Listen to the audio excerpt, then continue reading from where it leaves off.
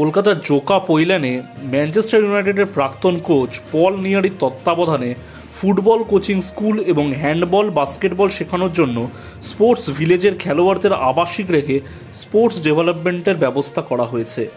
Kolkata sports journalist ক্লাবে সাংবাদিক সম্মেলনে উপস্থিত ছিলেন ম্যানচেস্টার ইউনাইটেডের প্রাক্তন কোচ পল নিয়ারি, অতীতের বিশিষ্ট ফুটবলার গৌতম সরকার, তীর্থ গুহ, অতনু মজুমদার এবং আমুজির কর্ণধার Shrimati Rohini Das.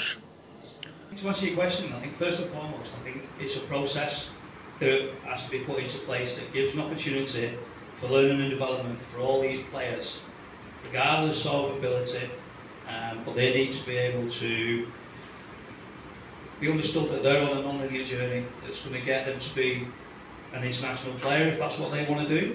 And I think the trick is then to differentiate between the ones that do, but the ones that want to be inclusive to football. So I think before we can get to that international stage, we need to get people to, one, love the game, stay in the game, and then we can grow the game.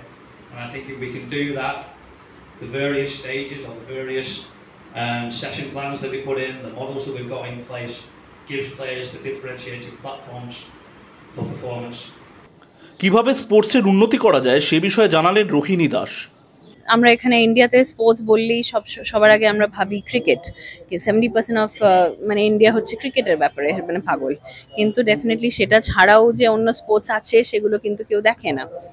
আমাদের যদি দেখেন 56খানা Olympic sports আছে, তার বাইরেও অন্য sports আছে। আমাদের কাবাডি এখন ফেমাস হয়ে গেছে কেন? কারণ ওটাকে দেখানো হয়েছে। আমার ক্রিকেট কেন ফেমাস হয়েছে? 1983-তে যখন ওয়ার্ল্ড কাপ জিতেছিল ওটাকে দেখানো হয়েছিল, টেলিকাস্ট করা হয়েছিল, সবার কাছে ঘরে ঘরে পৌঁছেছে জিনিসটা, তাই জন্যে ওটা ফেমাস হয়েছে। আমরা চেষ্টা করছি সব কটা স্পোর্টই যদি লোকেদের কাছে পৌঁছে দিতে পারি তাহলে এটা ফেমাস হবে। আর প্লাস ওই এখন গ্রাসরুট লেভেল থেকে তুলে ওপর অবধি নিয়ে যাওয়ার জন্য যা করা দরকার সেটা যদি আমরা করতে পারি, বাইরে থেকে সবার থেকে এক্সপিরিয়েন্স নিয়ে সেগুলো যদি আমরা এখানে এনে ওইভাবে করতে পারি। আমাদের এখানে ট্যালেন্ট কম নেই, প্রচণ্ড ট্যালেন্ট আছে। কলকাতায় বলুন, আপনি বম্বেতে বলুন, দিল্লিতে বলুন, আমরা সব জায়গায় আমরা কাজ করার চেষ্টা করছি যাতে ইন্ডিয়ার বাচ্চাদেরকে আমরা তুলে ওপর অবধি ধরতে পারি। আমরা যদি দেখি যে একটা বাচ্চা খুব ভালো খেলছে, তার খুব ইচ্ছা আছে খেলার, কারণ ভালো খেললেই যে তার ইচ্ছা থাকে খেলার আর ওই ইয়েটা থাকে, ড্রাইভটা থাকে, সেটা থাকে না। যদি আমরা এই তিনটে জিনিস দেখতে পাই একজনের বাচ্চার মধ্যে, তাহলে ডেফিনেটলি আমরা তাদের স্পন্সরশিপ দেবো, স্কলারশিপ দেবো, আর ওদেরকে কিভাবে ওই রুটটা তৈরি করে দেবো, পাথওয়েটা তৈরি করে দেবো, কিভাবে ওরা নট অনলি ইন্ডিয়াতে বাট অলসো অ্যাব্রডে খেলতে পারে, সেটা আমাদের দায়িত্ব। খুব বিশাল বড় প্রজেক্ট অ্যান্ড আমরা খুব ভাগ্যবান যে মানে অনেকজন আমাদের সাথে যুক্ত হয়েছেন।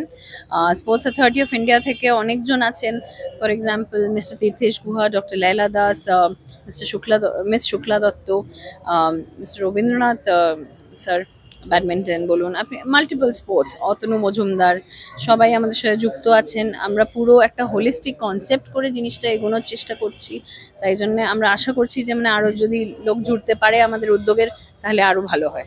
ক্যামেরায় সুদীপ্ত চট্টোপাধ্যায়ের সাথে কিংশুক চক্রবর্তী, ATN বাংলা, কলকাতা।